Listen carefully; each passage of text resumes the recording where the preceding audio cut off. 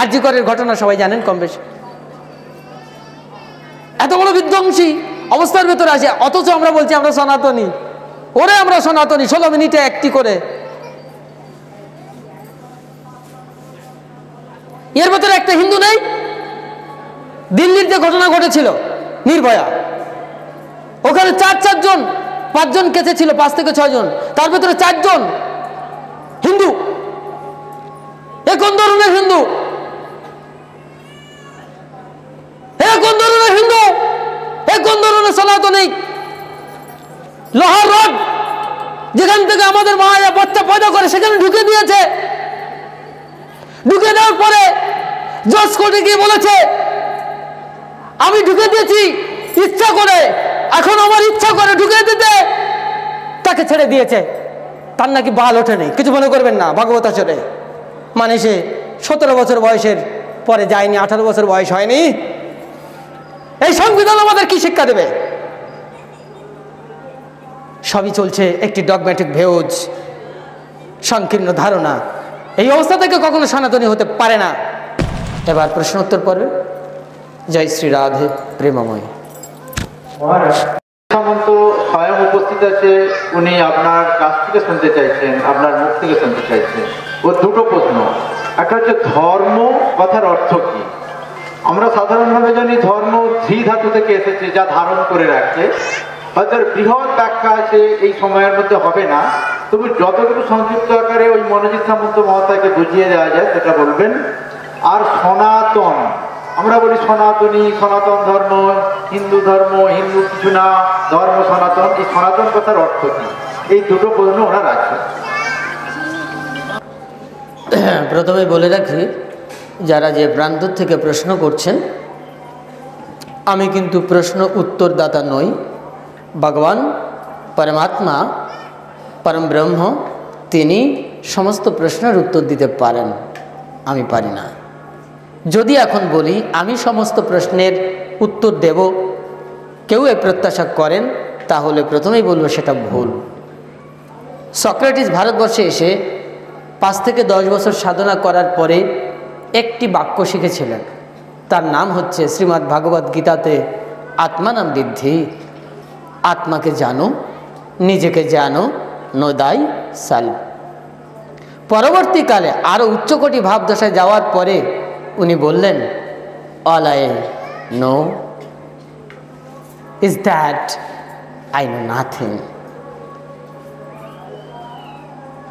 উনি বলছেন all I know, আমি সব কিছু জানি, is that I know nothing, যার মানে আমি কিছুই জানি না। আমি জানি যে আমি কিছুই জানি না, কিন্তু অন্যরা এটা জানে না যে তারা কিছুই জানে না, এটা তারা জানে না। All I know is that I know nothing. প্রথমে বিচার করতে হবে আমি কি জানি না আর আমি কি জানি, দুটোকে এবার ভাগ করতে শুরু করুন, দেখবেন অনন্ত পরিমাণে আপনার না জানার পরিমাণের সংখ্যা বাড়ছে, আর এদিকে বিয়োগ হয়ে যাচ্ছে আপনার জানাটা। আলটিমেটলি কি হয়ে যাচ্ছে দেখবেন, একটা সময় আপনার কিছুই জানা নেই। যারা আমরা বলছি তুমি প্রশ্ন করো, আমি ভাগবত ব্যাসাসনে বসে আছি, আমি সব জানি, এখানেই চরম ভুল। একমাত্র বেদজ্ঞ ঋষি, ত্রিকালদর্শী মানুষ যারা আছেন, তারা এই প্রশ্নোত্তর পর্বের খেলা খেলেন না। আমি বলে দিচ্ছি আপনাদের, যারা উৎকৃষ্ট মহাত্মা, তারা কখনোই এরকমভাবে লোকাচার করলেও তার যে পরিমার্জিত রূপ, তাদের যে চিন্তা শক্তি, তাদের যে ভাষা, সেটা সম্পূর্ণ আলাদা। সেই প্রেক্ষাপট থেকে আমি বলছি আই নো নাথিং, আমি জানি যে আমি কিছু জানি না। এইটুকু আমার উপলব্ধি হয়েছে কিনা তাও আমি বলতে পারছি না। সক্রেটিস বলতে পেরেছিলেন যে আমি জানি না, এটা আমি জানি যে আমি কিছু জানি না, কিন্তু আমি এটা বলতে পারছি না যে আমি জানি না। এটা এখন আমার উপলব্ধি হয়নি, কিন্তু উপলব্ধি এটা হচ্ছে আমার মনে হয় আমার কিছু জানা হয়নি, এখনো মনে হয়, আই থিঙ্ক সো। এটা অনেক বড় জিনিস। তাই সেই প্রেক্ষাপট থেকে এখন আমাকে উত্তর দিতে হবে। কষ্ট নেবেন না, ঈশ্বরের নাম নিয়ে বলছি। ধর্ম, কাকে বলে।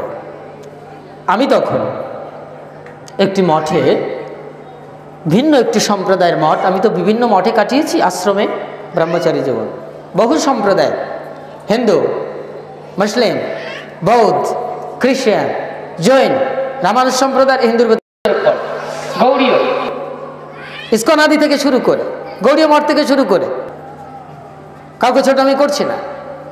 এই সমস্ত জায়গায় ওই যে মহাত্মারা ছিলেন, প্রতিষ্ঠাতা মহারাজ বা মহাত্মা, যেমন বুদ্ধ মঠে ভগবান বুদ্ধদেব, গৌড়ীয় প্রাণ প্রতিষ্ঠাতা ভগবান শ্রী চৈতন্যদেব, রামকৃষ্ণ মিশন ঠাকুর রামকৃষ্ণ পরমহংসদেব, খ্রিস্টিয়ানিটির জিসাস ক্রাইস্ট সব, আর মুসলিমের এই সমস্ত জায়গায় অন্ন আমার পেটের ভেতরে আছে, কিছু না হলো। সেই প্রেক্ষাপট থেকে আমি একটি ভিন্ন সম্প্রদায়ের মঠে ছিলাম দীর্ঘদিন। আমার বাবার সঙ্গে পূর্বাশ্রমের পিতাশ্রী এখনো আছেন সশরীরে। একদিন ছোট্ট একটি ফোনে কথা হচ্ছে, আমাকে বাবা বললেন, আমার বাবা শাস্ত্রজ্ঞ পণ্ডিত, এইরকম সব সময় চলে, তার বাড়িতে মঠ মন্দির করেছে, ওড়িশাতে আছে, বাংলাবি আছে, বাইরেও আছে। ওড়িশাতে এরকম প্রাইভেট আশ্রম মন্দির আছে, আমার দাদু করে গেছে, বড় থেকে। আমি সেখানে কোনদিন পা রাখিনি। তো আমার বাবা বলছে ধর্মকে ধরে রাখবে, ধর্মকে ধরে থাকবে। আমার হঠাৎ তখন মনে হলো, কীরকম হলো, ইনি তো পণ্ডিত ব্যক্তি, উনি আমাকে ধর্মকে ধরে রাখতে বলছে কেন? আমরা সবাই জানি দৃঢ় যুক্ত মান প্রত্যয় করে এই ধর্ম শব্দ এসেছে, এইভাবে পদ গঠিত হয়েছে। ধারণ করা, ধৃত, ধারণ করা, কে কাকে ধারণ করছে, কার দ্বারা ধৃত আছে, আমি কাকে ধরছি না কে আমাকে ধরছে? বাবা আমাকে বললেন যে তুমি ধর্মকে ধরে থাকো। আমি বললাম আমার মনে হয় এখানে একটি প্রবলেম আছে, আমরা ধর্মকে ধরে রাখতে পারি না, ধর্ম আমাদেরকে ধরে রাখে। তোমার এত বড় হিম্মত কোথা থেকে হলো যে তুমি ধর্ম ধরে রাখবে? যেখানে ভগবান শ্রীকৃষ্ণ বলছেন সর্বধর্মান পরিত্যাজ্য মামেকং শরণং ব্রজ, তুমি সমগ্র প্রকার ধর্ম পরিত্যাগ করো, তার মানে কি হিন্দু, মুসলিম, বৌদ্ধ, খ্রিস্টান, সমস্ত প্রকারের ধর্ম। সেটা কেমন? তিনি ধর্মের কথাটা কেন লিখলেন ওখানে? ধর্ম মানেই তো ধরে রাখা, ধরে থাকছে, উৎকৃষ্ট একটি অ্যাবসলিউট শব্দ। কিন্তু ধর্ম কথাটির অর্থ দুটো অ্যাঙ্গেল থেকে দেখতে হবে, আলটিমেটলি উভয় অ্যাঙ্গেল থেকে দেখতে হবে। পরমাত্মা আমাকে ধরে রেখেছে, আমি পরমাত্মার সঙ্গে সম্পৃক্ত, অর্থাৎ ধৃত মানে বাংলা পরিভাষা ধৃত কথাটা অর্থ আলাদা আছে। আমি তার দ্বারা ধারণকৃত, মানে তিনি আমাকে ধরে আছেন, আমি ধৃত। আবার আমি তার সাথে সম্পৃক্ত, আমি তাকে ধরে আছি। এটা হচ্ছে রেসিপ্রোকাল। ধর্ম একটি ইন্ডিভিজুয়াল স্বতন্ত্র ব্যাপার, যা প্রতি মুহূর্তে আপনার ভেতরে রয়েছে। পরমাত্মার সঙ্গে সেই ধর্মের প্রতিনিয়ত সংকর্ষণ হচ্ছে। ধর্ম কথাটির অর্থ আমার কাছে পরিপুষ্ট রূপে মনে হয়েছে বা উপলব্ধিতে এসেছে, আমরা কিছুই ধরে রাখি না, কেউ আমাকে ধরে থাকে না, আমরা যেখানে অবস্থান করি অভিন্ন বিন্দুতে, এটা হচ্ছে ধর্ম। অভিন্ন বিন্দু মানে কি জানেন? বলে দিচ্ছি, খুব টাফ, সাইলেন্ট। অভিন্ন বিন্দুতে যারা তীর্থ করতে যান, শুনে রাখুন, বলেন তীর্থ করতে যাচ্ছে, একটু ধর্ম করি। তীরস্থ, সংস্কৃত ব্যাখ্যা করলে হয় তীর যুক্ত স্থ যুক্ত ড, তীরস্থিত। তীরে যিনি রয়েছেন তিনি তীর্থ করছেন। তীর মানে অভিন্ন বিন্দু, নদীর জল আর এদিকে কুল কোথায় মিশেছে? যেখানে নদীর জল আর নদীর যে কুল বা চর মেশে, যেই জায়গাটা মিশেছে, ওইখানেই বলা হয় তীর্থ, ওটাকেই বলা হয় অভিন্ন বিন্দু। ওই অভিন্ন বিন্দুই হচ্ছে ধর্মতত্ত্ব। আমরা ঈশ্বরের কাছে পরাপ্রকৃতির মাধ্যম দিয়ে ওই জায়গায় কানেক্টেড চৈতন্য সত্তার সাথে, কিন্তু এখন আমরা বিভাজিত। যখনই আমরা এই মাইক দৃষ্টিকোণ থেকে বিভাজিত হয়ে গেছি তখন বলছে তাকে ধরতে হবে। কিন্তু অ্যাবসলিউট ধর্মের কথা হচ্ছে অভিন্ন বিন্দুতে থাকা, অর্থাৎ ধৃত ঈশ্বর কর্তৃক আমি তার কোলে সবসময় উপবিষ্ট, আমি তার কোল ছাড়া নেই, সবসময় ভগবানের কোলে রয়েছি। এটাই হচ্ছে ধর্মের অ্যাবসলিউট ব্যাখ্যা। এটাকে জানবার জন্যে তুমি সব ত্যাগ করো, সব ধর্ম পরিত্যাগ করো। অর্থাৎ এই জায়গাটা আসবার জন্যে এই যে ষটচক্রে বাঁশির 6টা ছিদ্র আর এখানে আসার জন্যে তোমাকে এর নিচে যা আছে সব ত্যাগ করতে হবে।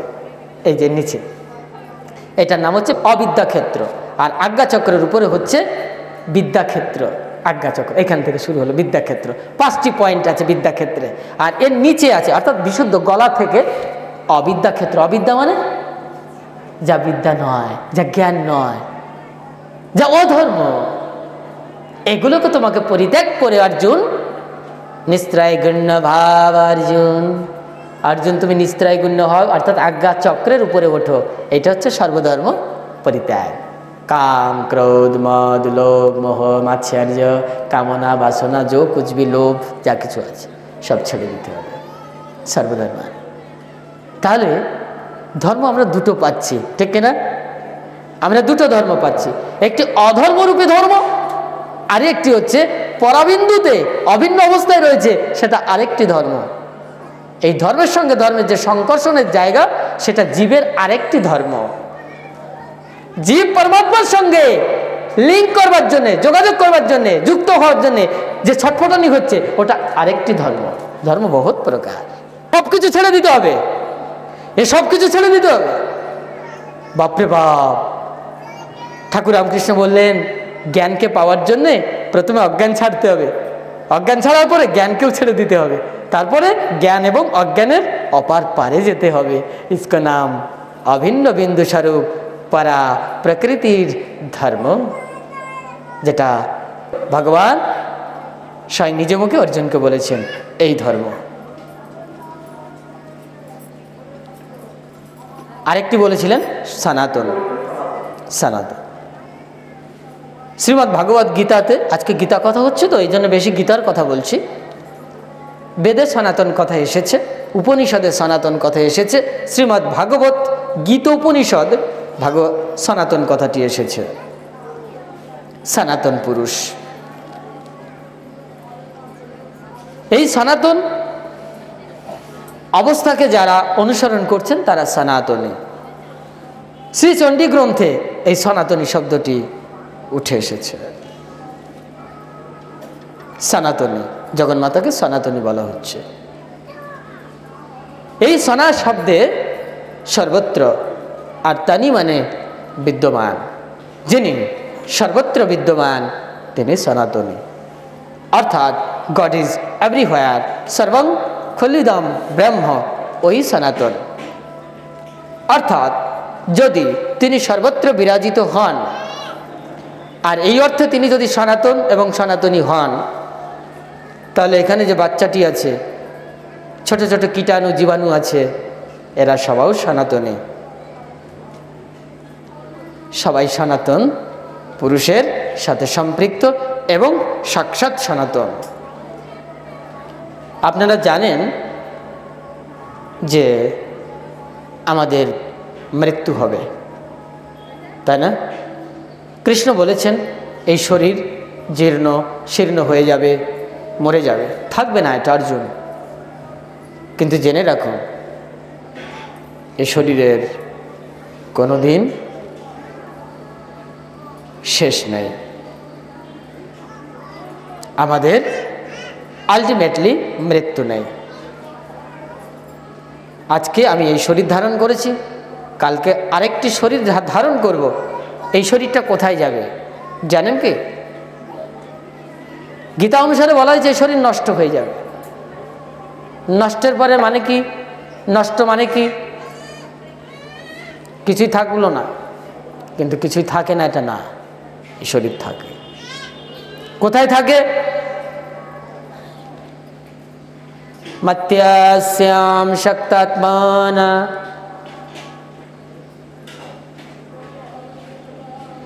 প্রলয়ে সর্বম জগৎ সৃষ্টু ব্যক্তিতে মায়া।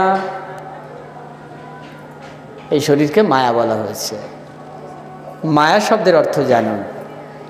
এই শরীর নষ্ট হয়ে গিয়ে যেখানে লয় প্রাপ্ত হবে তাকে মা বলা হয়েছে। এই শরীর নষ্ট হয়ে গিয়ে যেখানে লয় হবে অর্থাৎ চলে যাবে সেটাকে বলা হয়েছে মা, অর্থাৎ না, নেই, শরীর নেই।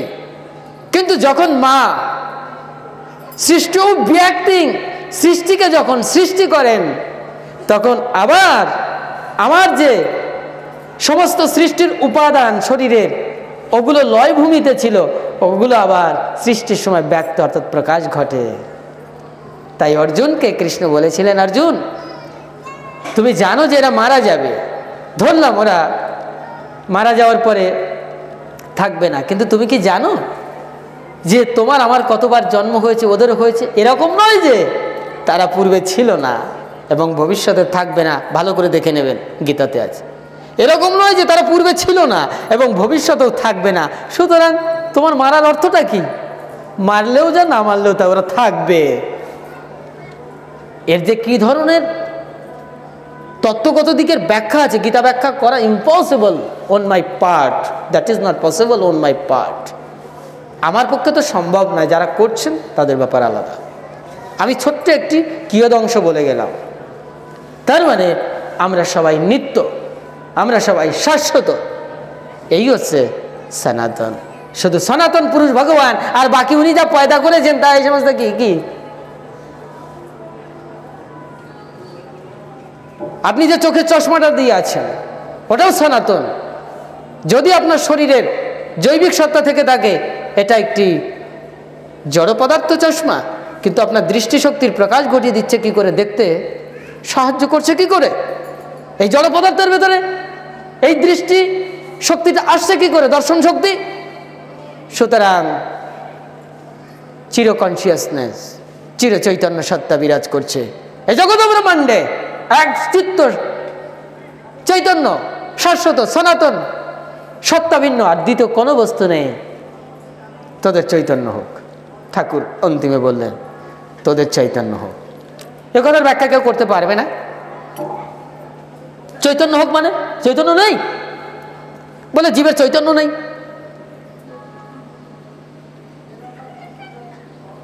চৈতন্য সবসময় রয়েছে। যিনি এই উন্মুক্ত দৃষ্টি করে ফেলেছেন, মানে চোখ খুলে ফেলেছেন, তিনি জানতে পারবেন যে চৈতন্য সদা প্রকট। একজন ব্রহ্মজ্ঞ ঋষি আপনাকে কখনোই নারী স্বরূপে দেখতে পায় না, কাউকে ভিন্ন শরীরে দেখতে পায় না। আমাকে একটি প্রশ্নের উত্তর দিন, যারা ব্রহ্ম নির্বাণ লাভ করে তারা ওই সময় গিয়ে কি দেখে? সুশীল বাবু, মহাকাল, অমুক তমুক, এই প্রশ্নের ওই ঋষি, বেদজ্ঞ ঋষি, ব্রহ্ম নির্বাণ প্রাপ্ত ঋষি উত্তর দিতে পারবে? কি দেখতে পায়?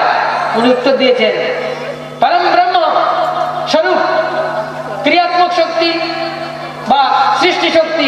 ব্রহ্মদেবকে ভরদ্বাজ ঋষি জিজ্ঞেস করেছিলেন কিং জ্ঞানামিতি, জ্ঞান কাকে বলে? জ্ঞান কাকে বলে? আমি ছোট্ট করে বড় শ্লোকাদি বলছি না।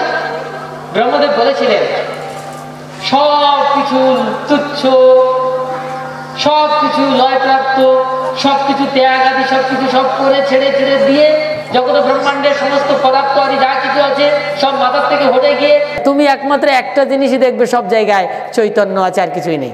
ইসকো নাম জ্ঞান হতা হে। তাহলে কি আছে? সনাতন আছে নাকি এই সব আছে? একমাত্র চৈতন্য সত্তা স্বরূপ সনাতন আছে। এই হচ্ছে সনাতন, এই হচ্ছে সনাতন। যারা এই সনাতনের শক্তিকে লাভ করেছেন তারা সনাতন। যিনি জীবনকে বিস্তৃত ঈশ্বরের মতো প্রকাশ ঘটিয়ে দিয়েছেন তিনি সনাতনী। আপনি বলছেন আমি হিন্দু, আমি সনাতনী, কিন্তু আপনার পাশের বাড়িতে না খেয়ে, পাশের বাড়ির লোক না খেয়ে আছে, আপনার বাড়িতে একজন ভিক্ষুক এসেছে, মারামারি করছে, ভাই ভাই কাটাকাটি করছে, বলছে আমি হিন্দু। যে ভাই ভাই কাটাকাটি করছে সে হিন্দু হবে কি করে? হিন্দু করে জন্ম নিয়েছে, সে হিন্দু হয় কি করে?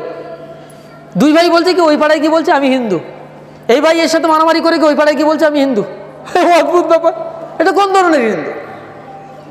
আচ্ছা বলুন তো, ভারতবর্ষে 16 মিনিট অন্তর, জানেন কি? জেনে রাখুন, ভারতবর্ষে 2019-21 সালের রিপোর্ট অনুসারে 16 মিনিট অন্তর একটি করে মেয়ে ধর্ষণ হয়, একটি মেয়ে করে ধর্ষণ হয় এই ভারতবর্ষে 16 মিনিট অন্তর, মাত্র 16 মিনিট। ভাবতে পারবেন না, 16 মিনিটে একটি মেয়ে রেপ হয়ে যাচ্ছে, ধর্ষণ হয়ে যাচ্ছে। আরজি করের ঘটনা সবাই জানেন কম বেশি। এত বড় বিধ্বংসী অবস্থার ভেতরে আছে, অথচ আমরা বলছি আমরা সনাতনী। ওরে আমরা সনাতনী, 16 মিনিটে একটি করে। এর ভেতরে একটা হিন্দু নেই? দিল্লির যে ঘটনা ঘটেছিল নির্ভয়া, ওখানে 4 জন 5 জন কেসে ছিল, 5 থেকে 6 জন, তার ভেতরে 4 জন হিন্দু। এ কোন ধরনের হিন্দু? এ কোন ধরনের হিন্দু? এ কোন ধরনের সনাতনী? লোহার রড যেখান থেকে আমাদের মায়েরা বাচ্চা পয়দা করে সেখানে ঢুকে দিয়েছে। ঢুকে দেওয়ার পরে জজ কোর্টে গিয়ে বলেছে আমি ঢুকে দিয়েছি ইচ্ছা করে, এখন আমার ইচ্ছা করে ঢুকে দিতে, তাকে ছেড়ে দিয়েছে। তার নাকি বাল ওঠে নেই, কিছু মনে করবেন না, ভাগবত আচরে। মানে সে 17 বছর বয়সের পরে যায়নি, 18 বছর বয়স হয়নি। এই সংবিধান আমাদের কি শিক্ষা দেবে?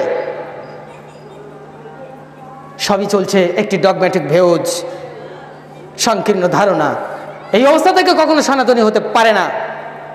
সনাতনী হতে গেলে বিবেকানন্দকে জন্ম দিতে হবে। প্রত্যেক মাতৃগর্ভে বিবেকানন্দ জন্ম নেওয়ার মতো জরায়ু আছে, শুধু ভাবতে হবে, ভাবাতে হবে, ত্যাগ করতে শিখতে হবে। বেদান্ত উপনিষদ বলছে ত্যাগ, বিশাল ক্ষতি হচ্ছে আমার ভুল হয়ে যাচ্ছে, বুঝতে পারছো না? কবে দেখবে আরজি করের ওই বাচ্চা মেয়েটি চলে গেছে, 10-12 জন রূপে, 10-12 জন যা করেছে ওকে, কুলতলি, হাঁসখালি, হাতরাস, মণিপুর, জয়নগর, আরজি কর। তোমরা কি চাও এইরকম কোনো সন্তানের জন্ম হয়ে যাক, আর ওই আরজি করের ওই মেয়েটার মতো আপনার সন্তানটি ওই রকম করে আরেকটি মেয়েকে ধ্বংস করুক? কবে? বলে ভারত আবার নাকি বলছে উইশাল আবার কাম, আন্দোলন মারাচ্ছে, উইশাল আবার কাম, রাজনীতি করছে। আমি ওখানে 15 আগস্ট গিয়েছিলাম, ধর্ণা মঞ্চে আলোচনা রেখেছিলাম, ওই ভিডিও দেখলে আপনারা বুঝতে পারবেন। ন্যাক্কারজনক ঘটনা, সংবিধান থেকে শুরু করে। আমি বলছি মরে যেতে ইচ্ছে করে, আমার যদি এরকম ক্ষমতা থাকতো আমি এখন গলায় দড়িতে পড়তাম, কিন্তু ভগবান কৃপা করে বলেছেন তোমাকে বেঁচে থাকতে হবে। তো বেঁচে থাকতে হবে, তার কারণ আমার এখান থেকে 17 বছর আগে একবার মৃত্যু হয়েছিল, আধা ঘন্টা যাবৎ 40 মিনিট ধরে আমি মৃত ছিলাম, 40 মিনিট পরে আমি জীবিত। এই শরীর মরা মানুষকে দেখছেন, এই জীবন্ত, 40 মিনিট মৃত ছিলাম। 40 মিনিট মানুষ মরে যায় না, ওরকম 40 মিনিট, এই তারপরে বেঁচে ওঠা এটা শরীর। আমার বেঁচে থাকার কোনো অর্থ নেই। স্বয়ং ভগবান গুরুদেব তিনি চালাচ্ছেন, তিনি করছেন। না হলে যা ঘটনা ঘটেছে চোখের সামনে যা দেখছি, প্রত্যেকটা মুহূর্তে 16 মিনিট অন্তর মরে যেতে ইচ্ছে করে। এই মেয়েদেরকে নিয়ে এসেছি, আমরা সাধক মানুষ, শ্মশানে থেকেছি, জঙ্গলে থেকেছি, পাহাড়ে থেকেছি, বরফের উপরে থেকেছি, বিভিন্ন জায়গায়। ভয় লাগছে এই বাচ্চা বাচ্চাদেরকে নিয়ে। গাড়িতে যাচ্ছি, আমাকে অনেক বেশি চেনে, অনেক কন্ট্রাডিকশন কথা বলেছি, কন্ট্রাডিক্টরি। আমি কোনো বাজে কথা কাউকে বলি না, কোনো চ্যানেল ওয়াইজ কোনো বাজে কথা বলিনি, কিন্তু আমি সত্য উত্থাপন করেছি। অনেক শত্রু মিত্র হয়ে গেছে, মুসলমান থেকে শুরু করে আমাদের হিন্দু জাতীয় সংগঠনের ভেতর থেকে শুরু করে, ও আপনি ওনাকে ভগবান কেন বললেন না, উনি সাধারণ মহাপুরুষ কেন বললেন? অপরাধ হয়ে যাচ্ছে। সত্যকে জানবার আকাঙ্ক্ষা আমাদের থাকতেই পারে। কেন আপনারা আমাকে ভগবান বলবেন? এখানে একজন প্রশ্ন করুন, হু আর ইউ? না আপনাকে মেনে নিতে হবে জোর করে, মহাকাল আমি কিন্তু স্বয়ং শিব শঙ্কর, এই কেন আমাকে মানবে না, আমি অবতার, না মানলে আপনি হিন্দু নন। না মানলে আপনি বলবেন আপনি হিন্দু বিদ্বেষী। কিন্তু ঋষিরা তো প্রশ্ন করতে করতে বেদ সৃষ্টি করেছে, উপনিষদ সৃষ্টি করেছে, শ্রুতি স্মৃতি পৌরাণিক তত্ত্ব সমস্ত প্রশ্ন থেকে শুরু করেছে। ধৃতরাষ্ট্র বললেন, সঞ্জয় কি হলো একটু ঘটনাটা খুলে বলো। প্রশ্ন, যদি গীতা ভাগবতে পুরাণ আদিতে বেদ বেদান্তে যদি প্রশ্ন দিয়ে শুরু হয়, তাহলে আমাদের ভেতরে যে কোনো মহাপুরুষ নিয়েও কোনো প্রশ্ন থাকবে না। একজন মহাত্মা লিখে রেখেছেন, কিছু মনে করবে না, সেই সম্প্রদায়ের লোক আছেন কিনা আমি জানি না, আমি তার ত্রুটি ধরছি না, কিন্তু আমার মনে হয় একটা ত্রুটি এখানেই আছে, সম্প্রদায় ভিত্তিক। এখান থেকে 30 থেকে 40 বছর আগে ভবিষ্যৎবাণী করেছেন সুভাষচন্দ্র ফিরে আসবে।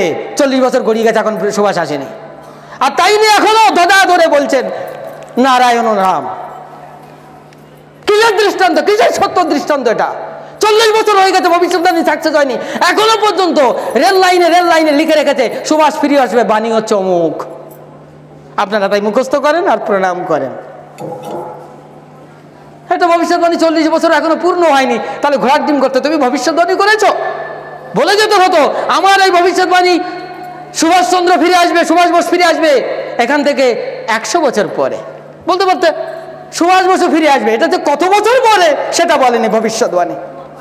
এই হচ্ছে ভারতবর্ষের মহাপুরুষ, যাদেরকে আমরা পুজো করি। এই জন্য বিবেকানন্দ বলেছিলেন, salvation will come through football, not through the Gita.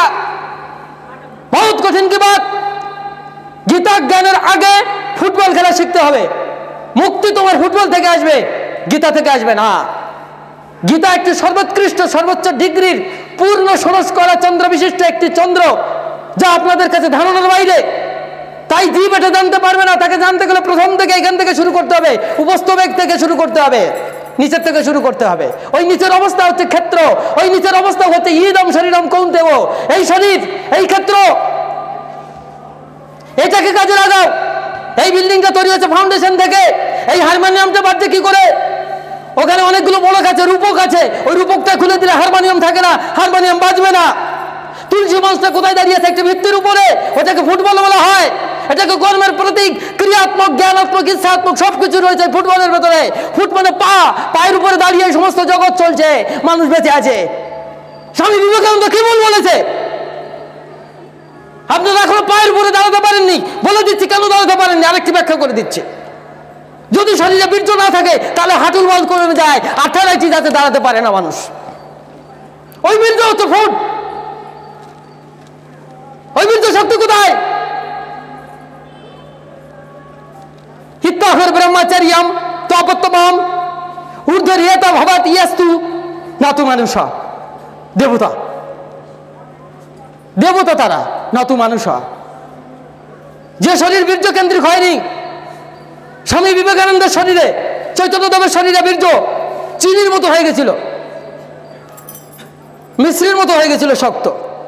Shri চৈতন্যদেবের জিভে লালা ছিল না, চিনি ছেড়ে দিলে, লবণ ছেড়ে দিলে গলে যেত না, ওটাই থাকতো। আপনার জিভে শুধু লঙ্কার আর লবণের নাম শুনলে লালা চলে আসবে।